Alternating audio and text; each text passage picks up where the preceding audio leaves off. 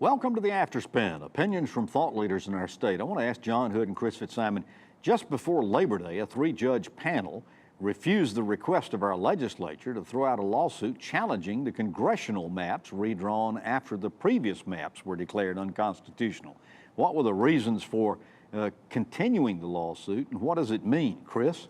Well, it means that we're going to be in court for a while with redistricting, although I think that eventually these districts are going to be approved. We're going to have an election in 2018. The question is, are they going to be districts the legislature draws, or is the court going to step in and draw them? And we're going to find out. I think this is going to be in the courts for a while. No question about that. John?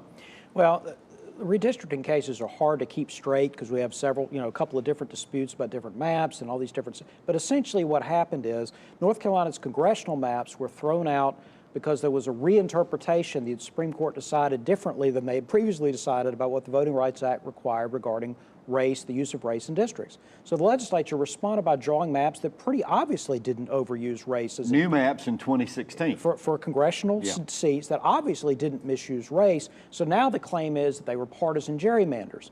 There is simultaneously a case out of Wisconsin that's about legislative districts that's in front of the U.S. Supreme Court about whether the courts can intervene or should intervene or can intervene regarding partisan gerrymandering claims. The state of North Carolina argument was, well, why don't we just wait and see what the Supreme Court decides, because that's going to influence the congressional litigation.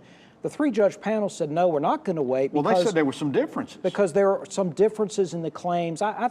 Maybe a little bit, but honestly, I think they just want their hands on this case. They are itching to work on this case, and they didn't want to wait for the Supreme Court. And the courts are going to decide at some point, the Supreme Court is going to decide whether partisan gerrymandering is unconstitutional, or is there a degree of partisanship that is unconstitutional. It might end up being like race, which is they don't have a clear standard, and they're going to say if it's extremely partisan gerrymander, it's unconstitutional. If it's not quite as extreme, it's not. That'll be difficult to interpret, which means these cases are going to stay in the courts forever. I would rather the Supreme Court say, yes, partisan gerrymandering is against the Constitution, here's how you avoid it, or stay out. What they are, as Chris is saying, unfortunately, they might go in the middle like they have on race, which is a complete and utter disaster from a litigation. In other words, they will not define gerrymandering, but they know it when they see it. It's essentially an obscenity standard. We end up about the same thing.